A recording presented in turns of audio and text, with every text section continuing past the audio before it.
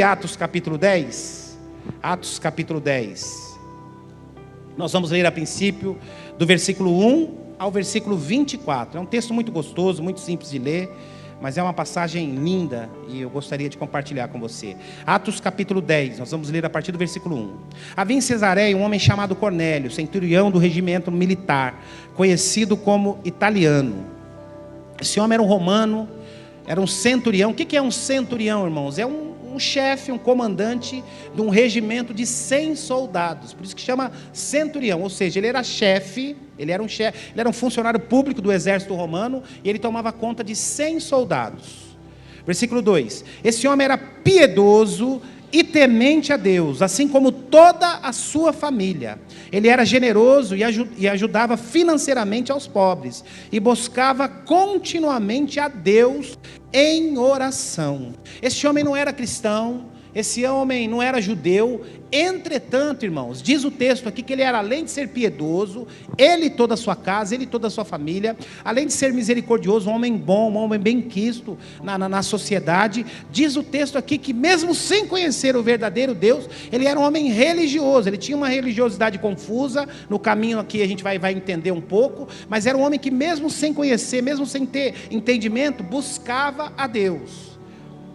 E aí continuando, versículo 3, certo dia, por volta das 3 horas da tarde, ele recebeu uma visão, de forma clara, viu um anjo de Deus, que se aproximando dele, e o chamou pelo nome, Cornélio. Estarrecido e com os olhos fitos no anjo, ele indagou, perguntou, que é, Senhor? O que o anjo lhe comunica: as tuas orações e as tuas ofertas aos necessitados subiram como oferta em memorial à presença de Deus. Aqui diz o texto, irmãos, que mesmo sem ele conhecer claramente a respeito desse Deus que eu e você serve, esse Deus que eu e você reconhecemos como Deus da nossa vida, que mesmo sem reconhecê-lo de maneira clara, diz aqui que o Senhor se agradou da generosidade e da bondade dele, as ofertas que ele oferecia aos mais necessitados. Então saiba disso, irmãos, tudo aquilo que nós fazemos para o reino de Deus, e quando você ajuda alguém, quando você ajuda alguma obra, quando você ajuda o reino de Deus, você está agradando a Deus. O anjo veio até ele dizendo assim: olha, as suas atitudes, as suas orações, as suas ofertas têm subido aos céus e têm agradado ao Senhor. Que coisa maravilhosa. Versículo 5. Agora, a ordem que o anjo dá para ele, agora envia alguns homens a Jope e manda chamar Simão, também conhecido pelo segundo nome como Pedro. Ele está hospedado na casa de Simão, o curtidor de couro, cuja casa fica à beira-mar. Assim que o anjo lhe falava, se retirou, chamou 2 dos seus servos e um soldado piedoso que servia a ele, dentre todos que estavam ao seu serviço. Compartilhando com eles tudo o que havia passado, os enviou a Jope. Aí, irmãos, o apóstolo Pedro está em Cesareia. Apóstolo Pedro está a 50 quilômetros ao sul de Cesareia, numa cidade chamada Jope. Quantas vezes eu e você, nós oramos por alguma questão, oramos por alguma necessidade, oramos por alguma coisa, e parece que não está acontecendo nada.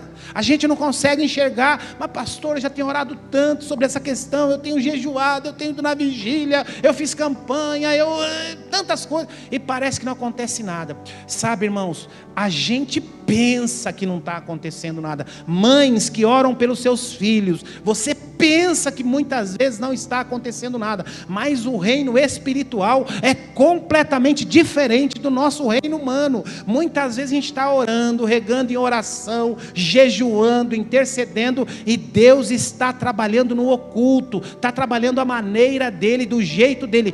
É assim que Deus faz. Esse homem está orando em Cesareia, 50 quilômetros ao norte de Jope. Esse homem está orando lá, e olha o que Deus faz, irmãos, por intermédio da oração e das ofertas desse homem, que era um romano. Ele não era nem judeu e nem cristão, era um romano.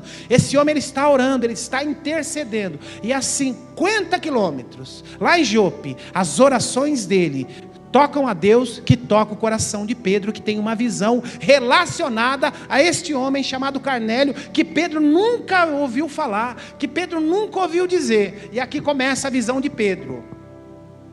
No dia seguinte, olha só, Cornélio orou às 3 horas da tarde daquele dia. Aí no dia seguinte, a visão que Pedro tem. No dia seguinte, versículo 9, no dia seguinte, por volta do meio-dia, Pedro subiu ao terraço da casa para orar. Enquanto isso, homens vinham pelo caminho e já estavam próximos a Jope. Então, sentindo muita fome, desejou comer. Entretanto, enquanto a refeição estava sendo preparada, de repente lhe sobreveio um estado de completo êxtase. Então viu o céu aberto e algo parecido a um grande lençol que vinha descendo em direção à terra, amarrado pelas 4 pontas, contendo uma espécie de quadrúpedes, bem como animais que rastejavam sobre a terra e aves do céu. E em seguida uma voz lhe ordenou: levanta, Pedro, sacrifica e come estas coisas. Porém Pedro replicou: de maneira alguma, Senhor, porquanto mais comi alguma coisa profana ou impura. Contudo a voz insistiu pela 2ª vez: não consideres impuro aquilo que Deus purificou. Este diálogo ocorreu, Pedro sempre tinha que ser 3 vezes, né? Este diálogo ocorreu por 3 vezes, e logo em seguida o lençol foi elevado novamente para o céu. Enquanto Pedro, perplexo, meditava sobre o significado da visão que acabara de ter, eis que aqueles homens enviados por Cornélio, havendo perguntado por Simão, chegaram à porta da casa. Então, chamando, indagaram ali se havia hospedado algum homem chamado Simão Pedro. Versículo 19, Pedro ainda refletia sobre a visão, quando o Espírito lhe ordenou: Simão, eis que estão à porta 3 homens que te procuram. Prepara-te, portanto, desce e não tenhas receios de ir com ele, porque eu os enviei. Pedro desceu e declarou aos homens: aqui está quem vocês estão procurando. Qual é o motivo da vinda de vocês? Então os homens lhe comunicaram: eis que viemos da parte do centurião Cornélio, homem justo, temente a Deus, e que tem bom testemunho perante todo o povo judeu. Um santo anjo lhe ordenou que mandasse chamar a sua casa, a fim de que ele possa ouvir o que o Senhor tem a dizer. Diante disto, Pedro convidou-os a entrar, os hospedou ali, e no dia seguinte aprontou-se para partir com eles. Também alguns irmãos, os que habitavam em Jope, seguiram em sua companhia. Um dia depois, chegaram em Cesareia, e Cornélio os esperava, havendo reunido os seus parentes e amigos mais chegados. Pai querido, esta é a tua palavra, Senhor. Fala conosco mais uma vez, de maneira especial, de maneira sobrenatural. Pai, que eu diminua e que tu cresças, e que essa palavra possa penetrar, Senhor, no nosso coração como um punhal, e que nós possamos sair daqui hoje, Senhor, completamente renovados e cheios da tua presença, no santo nome de Jesus. Irmão, se eu pudesse dar um título para essa mensagem, eu queria tratar 3 aspectos aqui dessa passagem, dessa intervenção do Espírito Santo sobre a vida de Cornélio e sobre a vida do apóstolo Pedro. Eu poderia chamar aqui essa mensagem de generosidade, comunhão e milagre.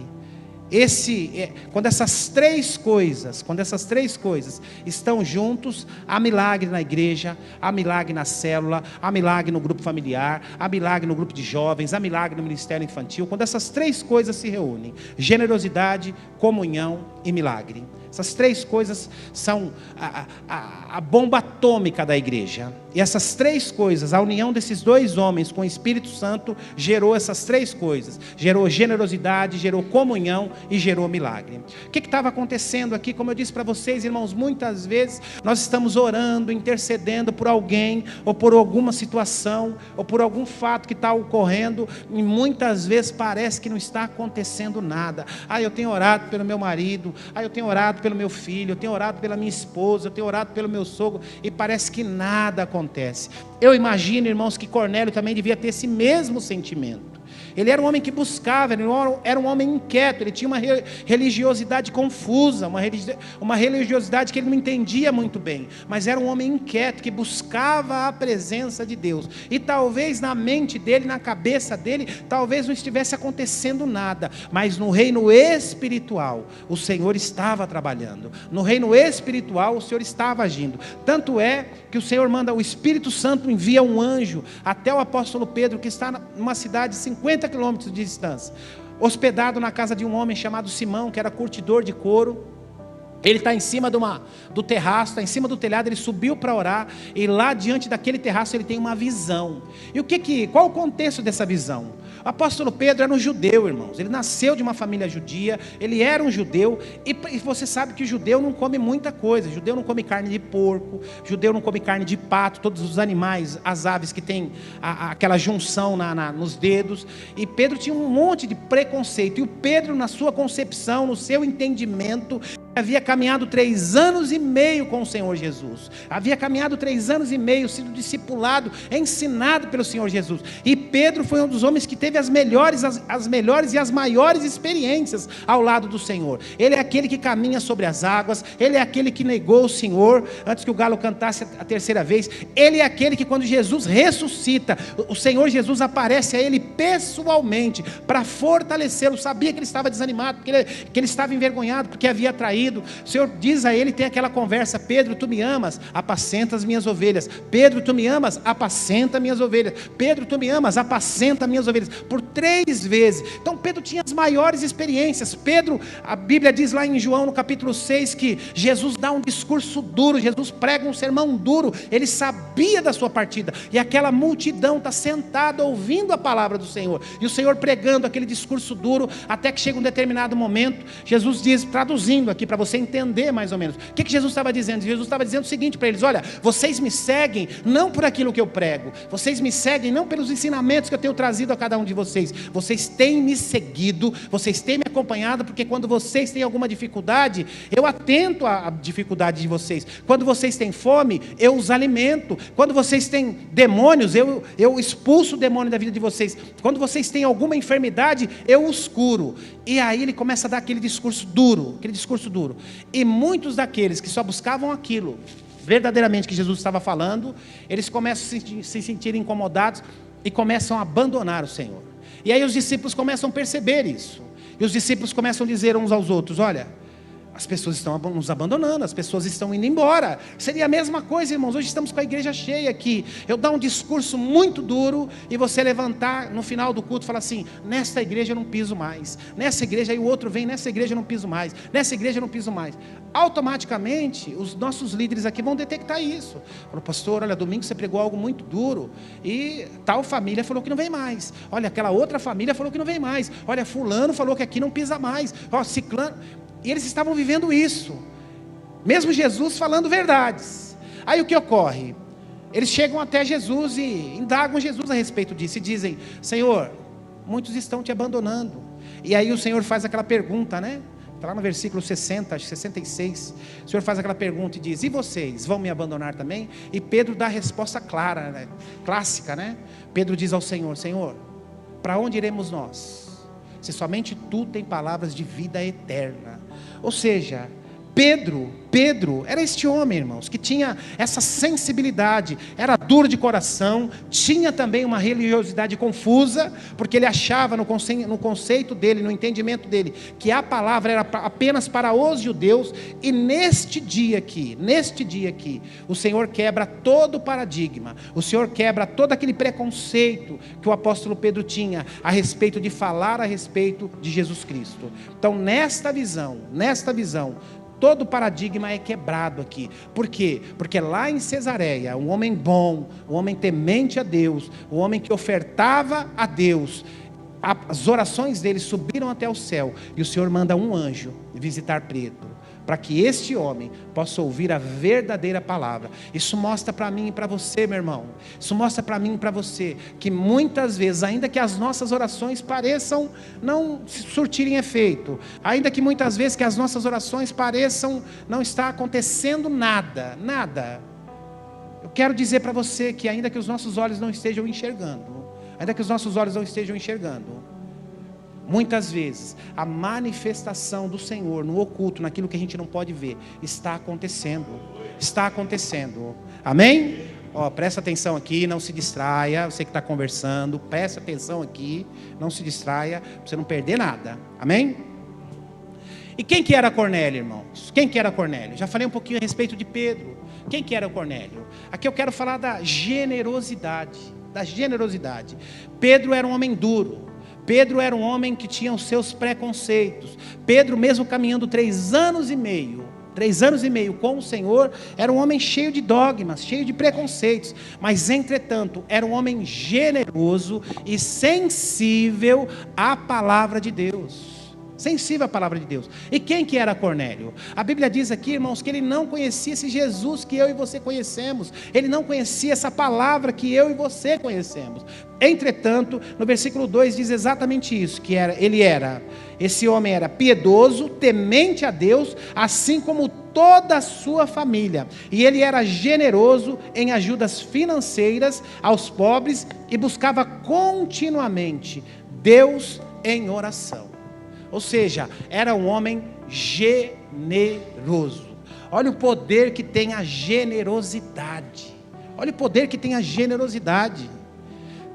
A generosidade toca o coração de Deus. Do outro lado, a 50 quilômetros, estava um homem cheio de conflitos pessoais, um homem duro, um homem que tinha as suas dúvidas num monte de coisa, mas um homem sensível ao Espírito Santo de Deus, sensível à palavra de Deus, e pelo fato dele ser sensível, a generosidade dele se manifestou. Ele desce, o Espírito diz para ele: olha, desce, que lá embaixo tem 3 homens que querem falar com você. Não se preocupem, eles não querem te matar, eles não querem te prender, eu os enviei. Desça até lá e veja o que eles querem. E logo na sequência, quando ele desce, ele se apresenta, ele fala: eu sou Simão Pedro, aqueles a qual vocês procuram. Quero dizer algo para vocês. O Senhor mandou vocês aqui, agora me falem, o que vocês querem? E aí eles contam: olha, nós somos enviados por Cornélio. E ele conta toda a história. E Pedro, na sua generosidade, ele estava hospedado na casa do seu amigo, mas mesmo assim, ele convida aqueles homens para que sejam hospedados, para que fiquem hospedados também naquela casa. E no dia seguinte, ele parte com aquele homem para Cesareia, para cumprir a missão que foi dada a ele. Sabe, irmãos, deixa eu falar um negócio para você. Se você não exercitar a generosidade na sua vida, se você não exercitar a generosidade, você nunca vai cumprir o papel que Deus deu para você. Você nunca vai cumprir esse papel que Deus deu para você. Nós precisamos ser generosos em tudo. Na nossa casa, no nosso trabalho, no reino de Deus. Nós precisamos exercitar, porque o que nosso corpo mais pede, irmãos, é descanso, é comida, é sono. O nosso corpo pede isso. Agora não adianta, para exercitar a generosidade, eu preciso me dispor de tempo, de dinheiro. Eu sempre falo isso, né? O amor custa caro. O amor custa caro. Veja aí quanto você gasta para deixar para sua mulher ficar bonita, ou se ela mesma. Veja quanto que ela gasta para se deixar bonita. Veja aí quanto que vocês, como casal, como família, gastam para deixar os filhos bonitos, para que os filhos estudem numa boa escola, para que os filhos comam bem, para que os filhos vivam bem. O amor custa caro, muito caro. E a generosidade também precisa muitas vezes mexer no bolso, mexer no tempo de descanso, mexer naquele tempo que era seu, pessoal. Pedro estava hospedado na casa de um amigo, estava lá para fazer outras coisas, mas vem o Espírito de Deus e diz: olha, eu quero que você caminhe, não tinha Uber na época não, nem ônibus elétrico, nem metrô, quero que você caminhe 50 quilômetros e vá até Cesareia, que lá tem uma missão para você. Então, isto mostra a generosidade, irmãos, a generosidade e o poder que a generosidade tem em cumprir o propósito de Deus. Isto é maravilhoso. Versículo 23 diz assim: então, havendo passado muito tempo, estamos no 9, no 10.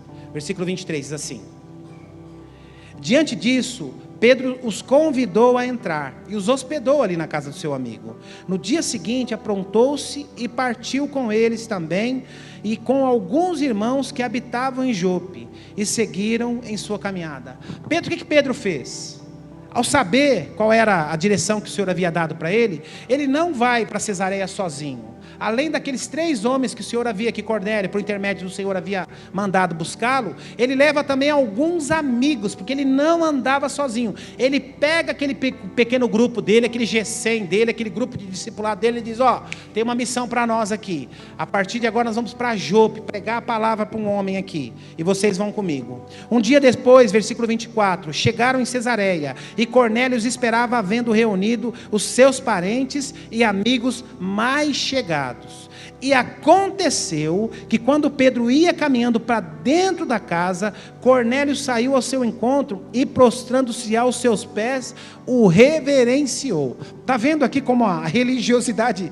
Pedro era um homem preconceituoso, tinha uma religiosidade confusa. A palavra é só para os judeus, gentios e romanos não podem ouvir a palavra. Era confuso.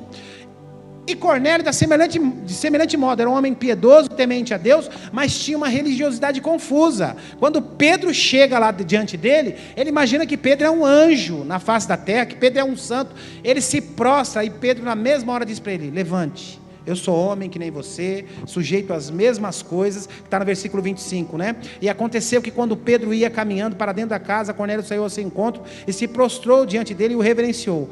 Versículo 26, Pedro, no entanto, imediatamente o fez aprumar-se, se levantar, né? Ponderando-se: levante-se, porque eu sou homem como você é. Sabe, irmãos, esses dois homens, mesmo com toda a confusão religiosa que eles tinham até aqui, mesmo sem entender todas as coisas, assim como nós não entendemos todas as coisas, eram 2 homens generosos que estavam dispostos a cumprir o propósito de Deus na vida deles. E sabe quando você vai conseguir cumprir o propósito de Deus na sua vida?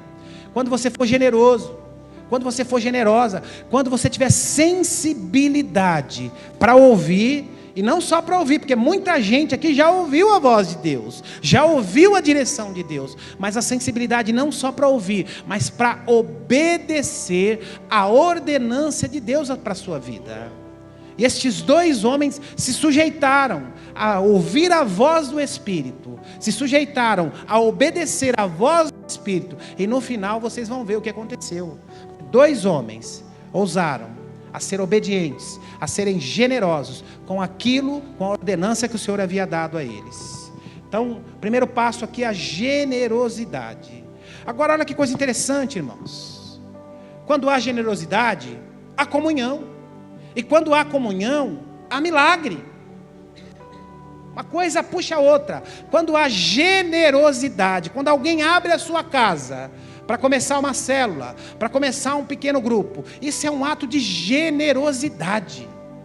É um ato de generosidade, porque não é fácil. Já tratei sobre isso aqui várias vezes, irmãos. Não é fácil, né?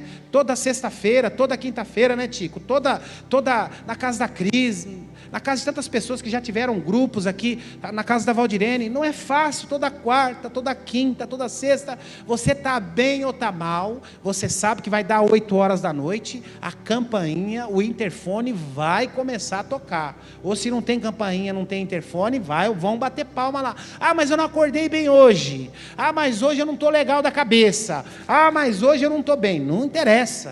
Vai ter lá 10, 15, 20 pessoas na porta lá.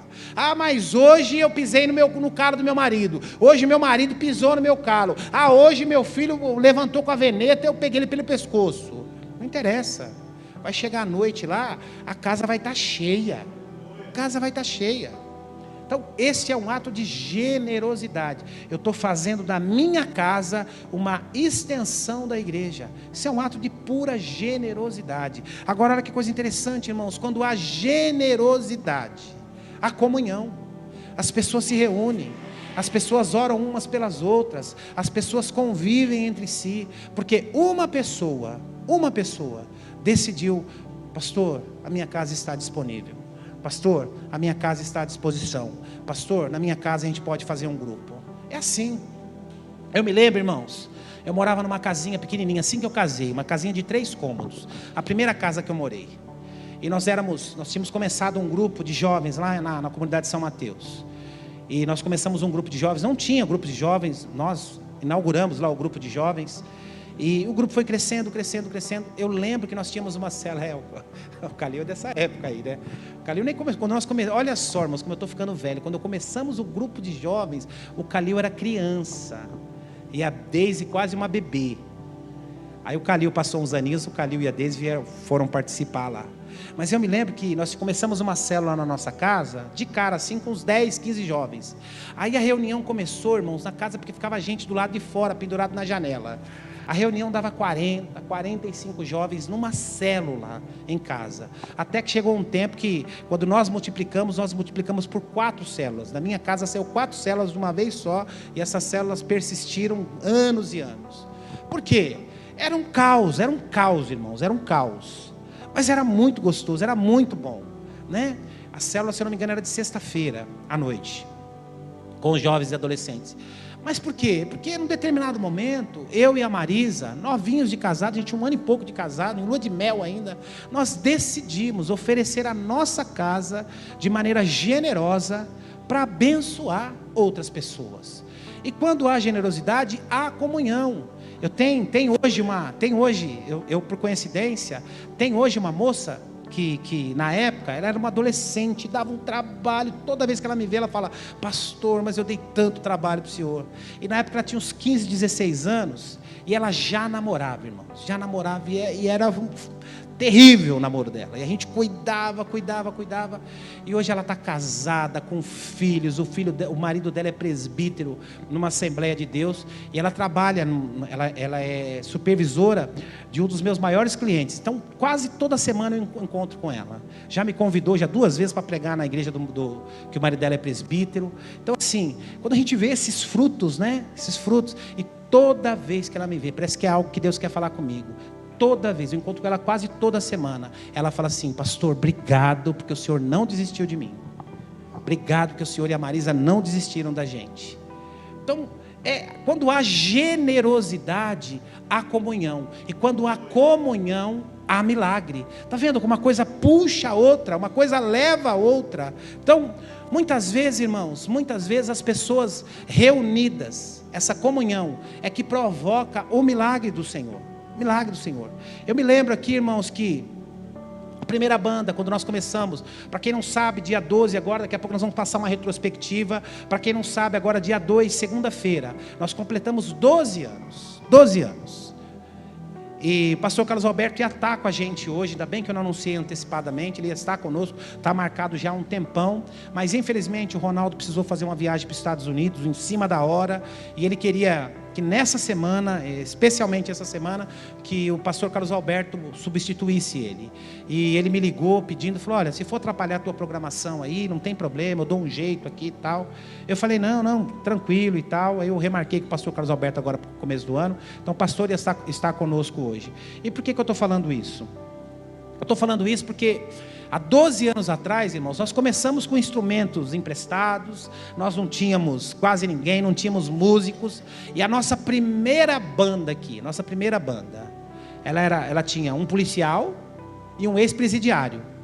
E esse policial e esse ex-presidiário viraram 2 amigos, andavam juntos, e eles foram para as mesmas células. Aí um virou casca de bala do outro, andavam juntos. E a partir daqueles dois, que gerou tudo aquilo que nós temos hoje. Mas o que provocou isso, irmãos? O que provocou isso? Em primeiro lugar, a generosidade da pessoa que abriu a sua casa. Depois, a comunhão entre os dois. E dessa comunhão começou a acontecer um milagre no meio da igreja.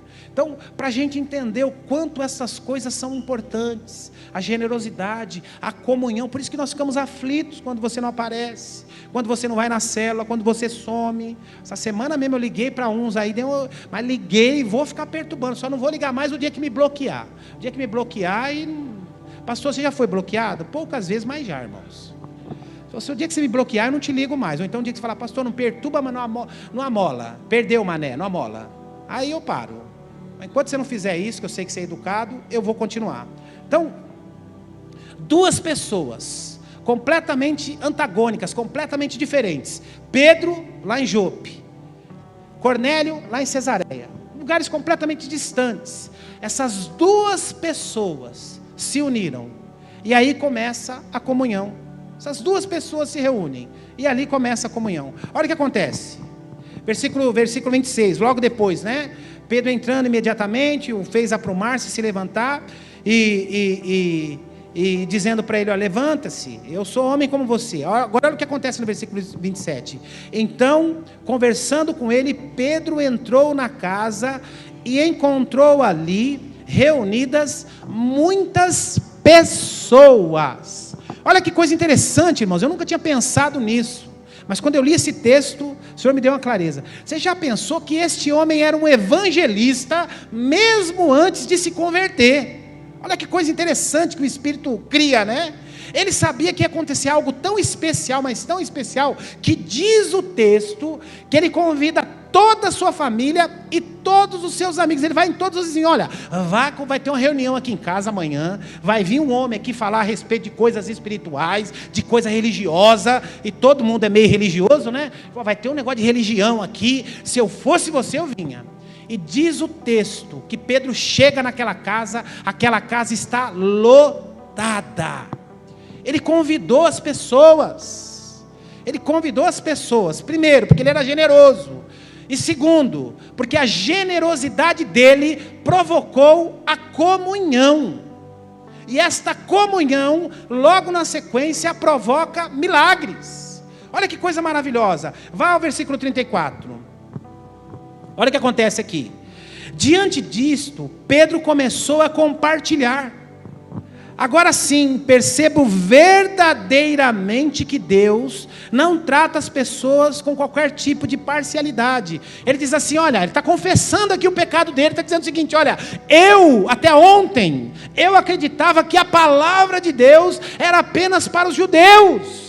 Eu acreditava que nós éramos os separados, os escolhidos, que a palavra do Senhor Jesus era apenas para nós, mas com a visão que eu tive, quando o Espírito me visitou, eu sei que o Senhor não faz acepção de pessoas, eu tenho essa percepção agora. Versículo 35, antes porém, de todas as nacionalidades, recebo todo aquele que o teme e pratica a justiça. Ou seja, a palavra de Deus, a salvação, não é só para os judeus não, é para todo aquele que teme a Deus e pratica a justiça.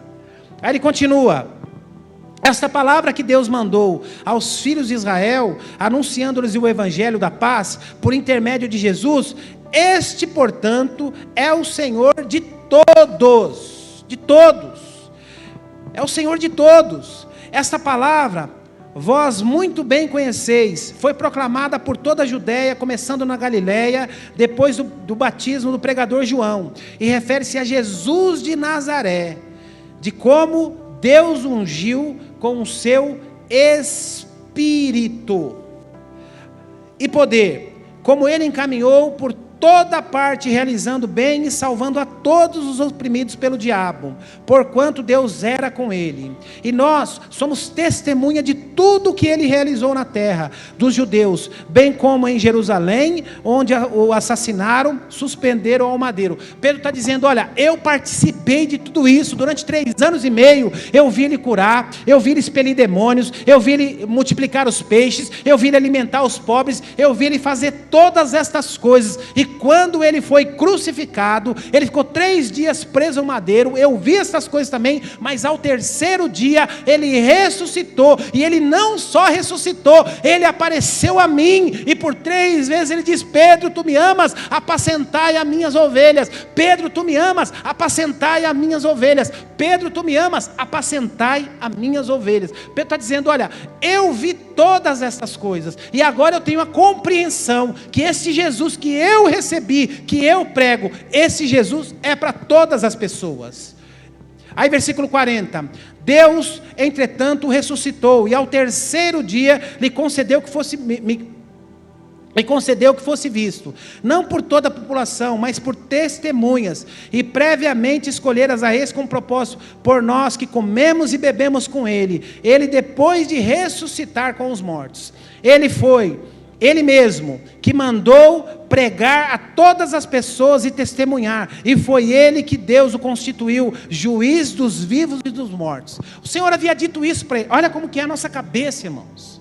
Olha como que é a nossa cabeça, e por isso que a gente precisa abrir a nossa mente para aquilo que o Espírito quer falar. A gente precisa abrir a nossa mente para aquilo que Deus quer falar ao nosso coração. Ele está confessando aqui que durante esses 3 anos ele viu todas essas coisas, ele participou de todas essas experiências sobrenaturais, e que o Senhor havia dito a ele que era para ser pregado a toda criatura. Mesmo assim, depois que o Senhor parte fisicamente, Jesus não está mais no meio dele, ele entende, ele cria aquele preconceito dentro do seu coração, que a palavra de Deus era somente para os judeus. Aí ele está dizendo aqui, está confessando, mas o Senhor nos ensinou isso.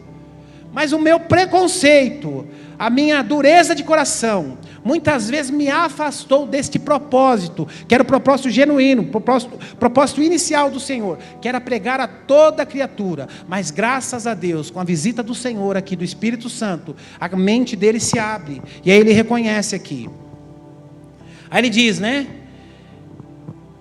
Aí ele continua aqui no versículo, no versículo 42.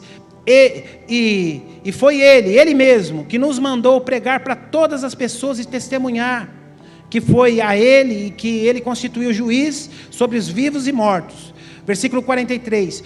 Todos os profetas testemunham sobre ele, e afirmam que qualquer pessoa que nele crê, recebe o perdão de todos os pecados mediante o seu nome. E aconteceu que enquanto ainda pronunciava esta palavra, o Espírito Santo desceu de repente sobre todos que ouviam esta mensagem.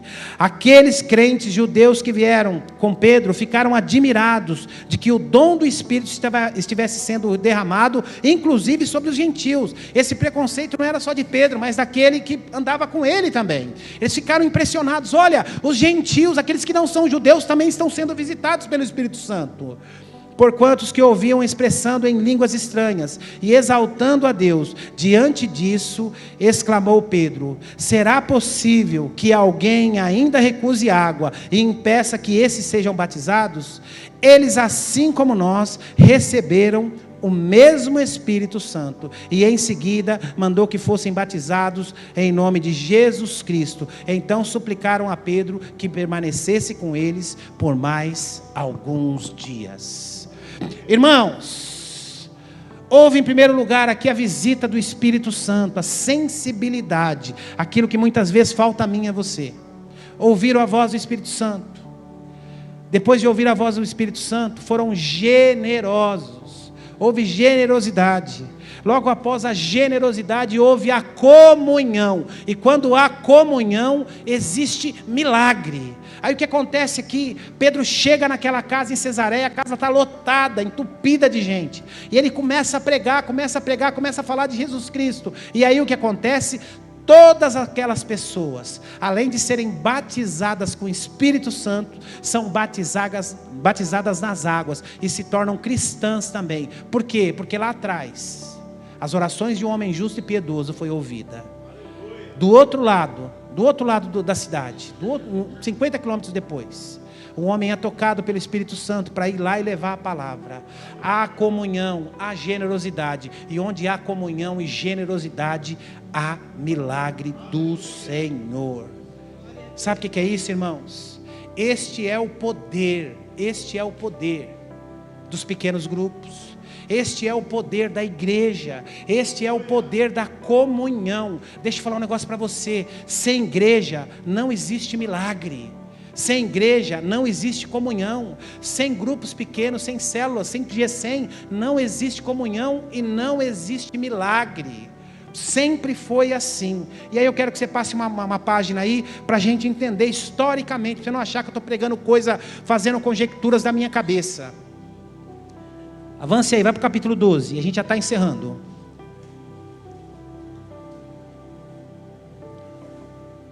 Nós vamos ler do versículo 5 ao versículo 11. Diz assim. Não, vamos ler do versículo 1. Atos capítulo 12. Naquela mesma ocasião, o rei Herodes mandou prender alguns que pertenciam à igreja, com o objetivo de matá-los. E matou a Tiago, irmão de João, com execução por fio de espada. Observando que a atitude agradava aos judeus, prosseguiu ordenando também a prisão de Pedro, durante a festa dos pães sem fermento. Tendo prendido, mandou que fosse jogado no cárcere e determinou que fosse vigiado por 4 escoltas, com 4 soldados cada uma. Herodes tinha a intenção de apresentá-lo em julgamento público logo após a Páscoa. Irmãos, o que estava acontecendo aqui? Eu já falei aqui algumas vezes sobre isso, mas é um texto enigmático para a gente entender um pouco o que é a igreja e qual o propósito da igreja. Você precisa entender isso. Isso aqui é um texto histórico, um texto profético e um texto que precisa impregnar no nosso coração para a gente entender o que é a igreja. Aqui nasce a igreja, aqui é a igreja primitiva. E o que acontecia? Tiago, esse Tiago aqui é o Tiago apóstolo. Ele era pastor da igreja de Jerusalém. E este homem, Herodes, sabia que os fariseus, os judeus fariseus, eles odiavam aqueles que se diziam cristãos, aqueles que seguiam a Cristo. Cristo era considerado um falso profeta. Então, Herodes, para agradar como político, para agradar aos judeus, aos fariseus, ele manda prender Tiago. E não só prender, Tiago é morto a fio de espada, é decapitado. E o que acontece aqui, irmãos? A igreja fica assustada, a igreja fica temerosa, a igreja... Só que é assim na história, na longa história da igreja. Todas as vezes que a igreja foi perseguida, todas as vezes que a igreja foi atacada, mais a igreja cresceu. Todas as vezes que mártires foram assassinados em nome da igreja, em nome da palavra, mais a igreja cresceu. Então aqui, o profeta, o pastor da igreja de Jerusalém, ele é morto. Aí o que acontece? Tiago, agora o Tiago, irmão de Jesus, o outro Tiago, esse Tiago vai substituir Tiago em Jerusalém. E o outro Tiago passa a ser pastor da igreja de Jerusalém. Mas a igreja está assustada, estão com medo, muitos começam a fugir, começam a se afastar. Mas olha aí o que acontece, irmãos. Vamos a partir do versículo 5. Assim Pedro estava detido no cárcere, mas a igreja fazia o quê? Versículo 5. A igreja fazia o quê, irmãos? A igreja só orava? A igreja orava como? A igreja orava fervorosamente a Deus a favor dele. Irmãos, a gente não pode nunca criar aquilo que a Bíblia não fala. A gente não pode nunca criar aquilo que a Bíblia não fala. Mas a gente pode fazer aqui projeções. Olhando o texto, analisando um texto, fazendo uma exegese do texto, a gente pode fazer projeções. Diz aqui o texto que logo após a prisão de Pedro, a igreja se reuniu em ardente, em fervorosa oração. Irmãos, dá para imaginar que se ela tivesse feito a mesma coisa quando o apóstolo Tiago foi preso, talvez o apóstolo Tiago não tivesse sido morto. Mas talvez o Senhor permitiu aquilo para que a igreja acordasse, para que a igreja despertasse. Deixa eu falar um negócio para vocês aqui, irmãos. Deserto serve para 2 coisas. Serve para 2 coisas. Para matar ímpio e para melhorar crente bom. Se você não morreu, meu irmão, é porque Deus quer te melhorar. Deserto serve para matar ímpio e para melhorar crente. Para essas 2 coisas que servem. Então, se você não morreu, você não vai morrer, você vai melhorar. Então, talvez esse deserto aqui, talvez não, esse deserto que a igreja passou aqui, era para eles melhorarem. E olha a continuação do texto, versículo 6. E aconteceu que na noite anterior, do dia em que Herodes pretendia submetê-lo ao julgamento, Pedro estava dormindo entre 2 soldados. E as algemas presas e as correntes e as sentinelas guardavam no cárcere. Pedro estava preso naquela prisão fedida, gelada, naquela masmorra, com 2 soldados acorrentados a ele. Porque naquele tempo, irmãos, o soldado ele era acorrentado ao prisioneiro e ele pagava com a sua vida se acontecesse alguma coisa com o prisioneiro.